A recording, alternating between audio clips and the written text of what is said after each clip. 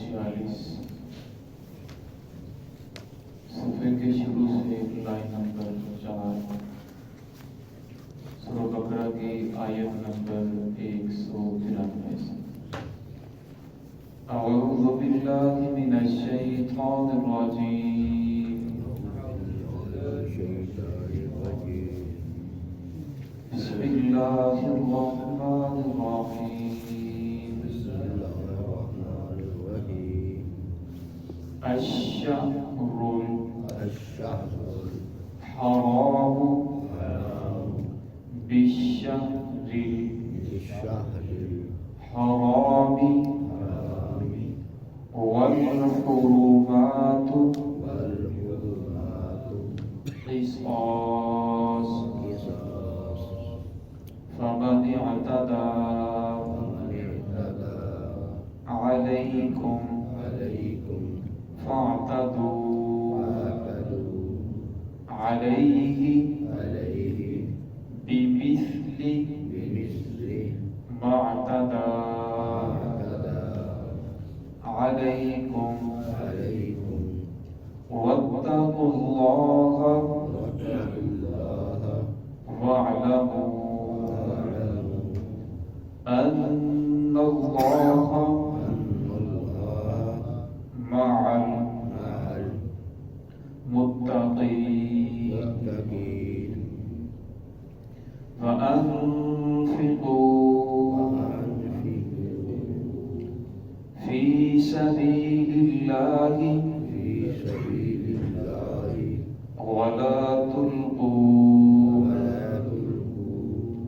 بأيديكم إلى التهلكة وأحسنوا إن الله يحب المحسنين. بسم الله الرحمن الرحيم. الشهر الحرام بالشهر الحرام والحرمات قصاص فمن اعتدى عليكم فاعتدوا عليه بمثل ما اعتدى عليكم واتقوا الله واعلموا أن الله مع المتقين وأنفقوا في سبيل الله ولا تلقوا بأيديكم إلى التهلكة وأحسنوا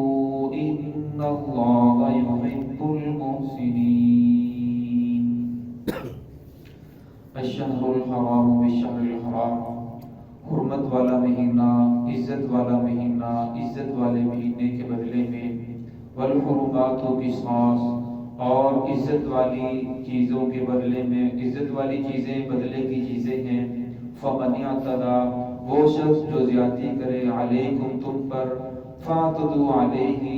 پھر تم بھی زیادتی کرو اس پر بمثل ما اعتدى علیکم اس جیسی کہ اس نے تمہارے اوپر زیادتی کی. واتقوا اللہ اللہ سے ڈرتے رہو. واعلموا جان لو ان اللہ مع المتقین بے شک اللہ رب العزت متقین کے ساتھ ہیں.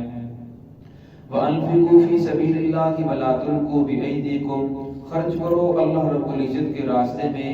اور نہ ہلاکت میں ڈالو اپنے ہاتھوں کو. واحسنوا اور احسان کرو. ان اللہ یحب المحسنین بے شک اللہ رب العزت احسان کرنے والوں کو محسنین کو پسند فرماتے ہیں. گزشتہ آیات میں جہاد کا تذکرہ چل رہا تھا. اس آیت میں بھی جہاد کا ہی تذکرہ ہے. امام الانبیاء محبوب کبریا محمد رسول اللہ صلی اللہ علیہ وسلم نے 6 ہجری میں جب عمرے کا ارادہ فرمایا اور ذی-القعدہ کا مہینہ تھا، آپ صلی اللہ علیہ وسلم کو صحابہ اکرام کو حدیبیہ کے مقام پر روک دیا گیا.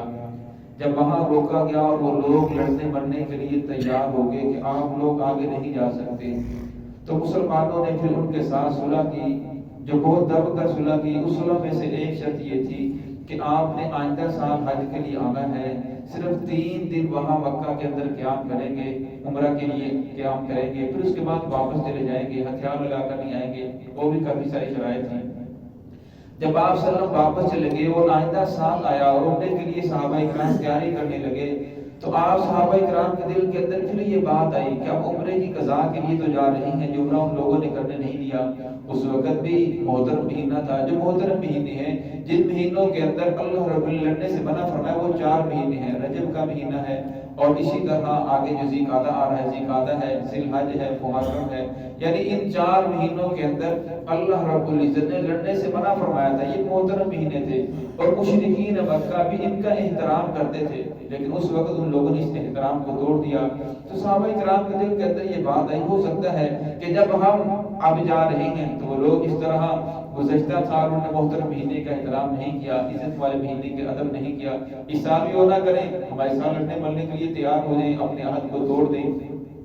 اب ان کے دل کے اندر صرف یہ بات پیدا ہوئی تو اللہ رب العزت نے قرآن پاک اتار دیا، فرمایا اگر وہ لوگ تمہارے ساتھ لڑائی کریں، جنگ کریں، جس طرح گزشتہ سال عزت کا مہینہ تھا، محترم مہینہ تھا، یہ بھی محترم مہینہ ہے، لیکن فرمایا اب تم نے ان کے خلاف پھر ہتھیار اٹھا لینے ہیں، محترم مہینہ محترم مہینے کے بدلے میں ہو جائے گا، لہذا اب تمہیں اجازت ہے، چاہے تم احرام کی حالت میں ہو اور چاہے تم حرم مکہ کے اندر ہو اور چاہے یہ محترم مہینہ ہے، اگر وہ تمہارے ساتھ لڑیں تو تمہیں بھی لڑنے کی اجازت ہے۔ اس آیت میں اسی کا تذکرہ ہے، فرمایا الشہر الحرام بالشہر الحرام، عزت والا مہینہ عزت والے مہینے کے بدلے میں ہو جائے گا، جس طرح گزشتہ سال عزت والا مہینہ تھا، اس سال بھی یہ عزت والا مہینہ ہے، عزت کے اندر احترام کے اندر دونوں برابر ہیں، والحرمات قصاص، اور فرمایا جو محترم چیزیں ہیں، جس طرح جان ہے ایک عزت والی چیز ہے، اور فرمایا عزت والی چیز جو ہوتی ہے، محترم چیز جو ہوتی ہے، اس کے بدلے کے اندر پھر قصاص بھی آتا ہے، وہ بدلے کی چیز ہوتی ہے، اس کے لیے انسان کو بدلہ لینے کی اجازت ہے۔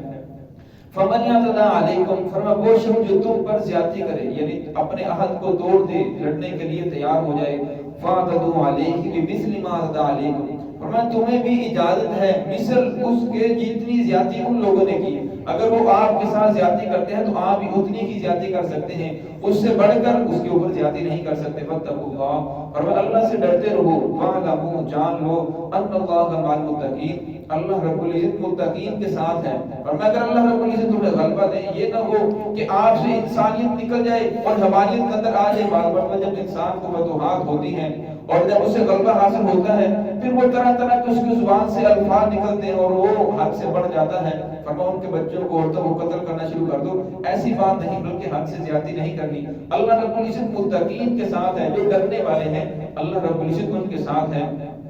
اور جب جہاد کیا جائے تو جہاد کے لیے صرف جان کی جسم کی ضرورت نہیں ہوتی، بلکہ مال کی بھی ضرورت ہوتی ہے۔ کچھ لوگ وہ ہوتے ہیں جو مر مٹنے کے لیے تو تیار ہوتے ہیں، لیکن ان کے پاس مال و دولت نہیں ہوتا۔ کچھ لوگوں کو اللہ رب العزت مال و دولت عطا فرماتے ہیں، تو یہاں اللہ رب العزت فرمایا وَأَنفِقُوا فِي سَبِيلِ اللَّهِ، اللہ رب العزت کے راستے کے اندر خرچ بھی کرو۔ حضرت ابو ایوب انصاری رضی اللہ عنہ فرماتے ہیں، اس آیت کا شان نزول یہ ہے کہ جس وقت اللہ رب العزت نے اسلام کو قوت عطا فرمائی، جزیرہ عرب کے اندر اسلامی حکومت قائم ہو گئی، کچھ صحابہ کرام کے دل کے اندر یہ بات آئی کہ اب تو اللہ رب العزت نے اسلام کو مضبوط کر دیا ہے، اب تو اسلامی حکومت مضبوط ہو چکی ہے، اب جہاد کی ضرورت نہیں ہے، اب تو ہمیں اپنی کھیتی باڑی کی طرف توجہ دینی چاہیے، اپنی رزق روزی کا بندوبست کرنا چاہیے، اس کا انتظام کرنا چاہیے۔ تو اللہ رب العزت نے فرمایا کہ اگر تم لوگ جہاد کو چھوڑ دو گے، ایسے ہے جس طرح تم لوگوں نے خودکشی کر لی، فرمایا جہاد کو چھوڑو گے تو پھر وہ لوگ تمہارے اوپر اگر غلبہ پالیں گے تو تمہیں نہیں چھوڑیں گے، وہ لوگ تمہیں قتل کر دیں گے۔ اور فرمایا اگر اللہ رب العزت کے راستے کے اندر مال خرچ نہیں کرو گے، مال خرچ کرنے سے اپنے ہاتھوں کو روکو گے، تو فرمایا پھر جہاد نہیں ہو سکے، جب جہاد نہیں ہو سکے گا پھر آہستہ آہستہ کافر تمہارے اوپر غالب آ جائیں گے۔ تو اس آیت میں اسی کا تذکرہ ہے، وَأَنفِقُوا فِي سَبِيلِ اللَّهِ، خرچ کرو اللہ رب العزت کے راستے میں، وَلَا تُلْقُوا بِأَيْدِيكُمْ إِلَى التَّهْلُكَةِ، اور اپنے آپ کو اپنے ہاتھوں کو ہلاکت کے اندر ڈالو، جہاد سے رک کر، مال کو خرچ کرنے سے روک کر اپنے آپ کو ہلاکت کے اندر نہ ڈالو، وَأَحْسِنُوا، اور احسان کرتے رہو۔ اور فرمایا احسان یعنی اچھائی کرو، جو بھی کام کرنا ہے اچھے طریقے سے کرو۔ انسان کا عجیب مزاج ہے، اب وہ نیکی کرتا ہے یا جو بھی کام کرتا ہے اس کا نیکی کا معیار اپنی طرح سے مقرر کرتا ہے۔ آپ کسی جو چوری کرنے والا ہے یا قتل کرنے والا ہے یا ڈاکہ ڈالنے والا ہے، آپ اس سے سوال کریں گے کہ آپ نے یہ کام کیوں کیا،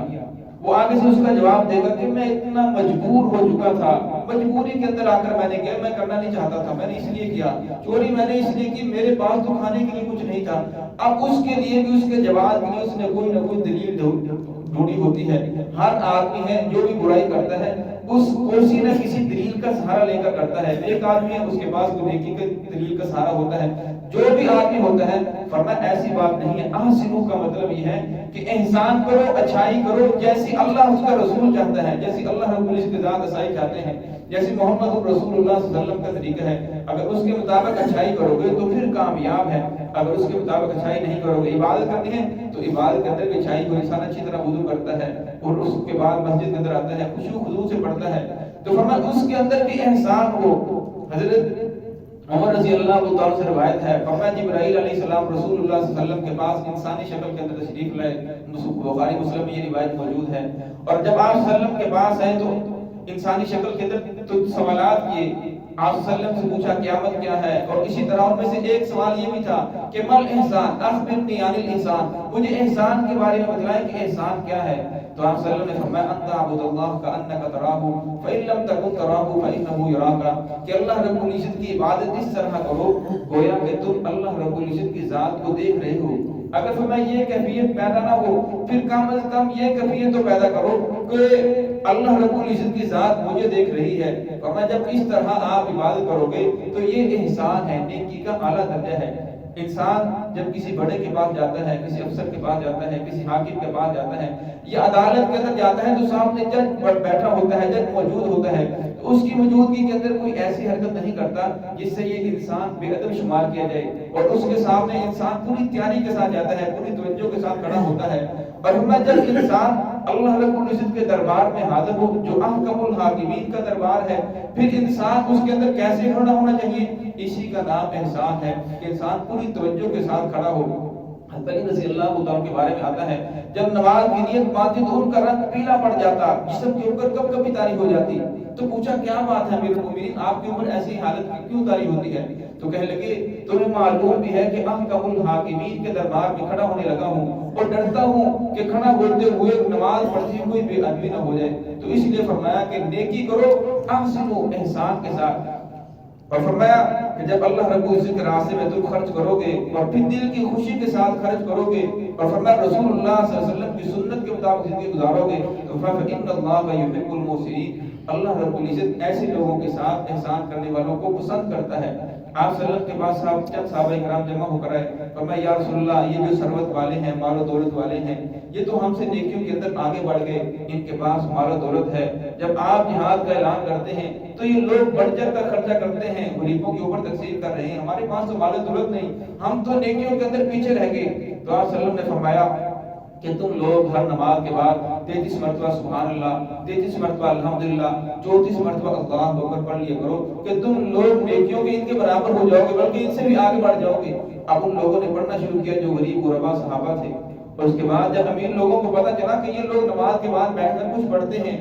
جب انہیں معلوم ہوا تو ان لوگوں نے پڑھنا شروع کر دیا۔ وہ لوگ پھر جمع ہو کر رسول اللہ صلی اللہ علیہ وسلم کی خدمت کے اندر حاضر ہوئے، یا رسول اللہ اب تو ان لوگوں نے پڑھنا شروع کر دیا۔ تو آپ صلی اللہ علیہ وسلم نے فرمایا یہ اللہ رب العزت کی عطا ہے، اللہ رب جسے چاہتے ہیں عطا فرما دیتے ہیں۔ تو اس لیے اللہ رب نے جس آدمی کو مال و دولت عطا فرمایا ہے، یہ جو بھی جس آدمی کے پاس جو بھی صلاحیت موجود ہے، جس آدمی کے پاس زبان کی صلاحیت موجود ہے وہ اس کے ذریعے دین کا دفاع کرے، جس آدمی کے پاس اقتدار موجود ہے اب وہ اپنے اقتدار کے اختیار کے ذریعے رسول اللہ صلی اللہ علیہ وسلم کے دین کی اطاعت کرے، رسول اللہ صلی اللہ علیہ وسلم کے طریقوں کے مطابق لوگوں کو لانے کی کوشش کرے۔ فرمایا جو آدمی دل کی خوشی کے ساتھ جو بھی کام کرے گا، نیکی کی ہے تو اسے خوشی محسوس ہو، قرآن پاک پڑھا ہے اسے خوشی محسوس ہو، اللہ کے راستے میں خرچ کیا ہے تو اس کے بعد اسے خوشی محسوس ہو، فرمایا یہی احسان ہے۔ ان اللہ یحب المحسنین، فرمایا اللہ رب العزت ایسے لوگوں کے ساتھ محبت کرتے ہیں۔ دعا ہے کہ اللہ رب العزت ہمیں بھی ان لوگوں میں شامل فرمائے۔ اللہ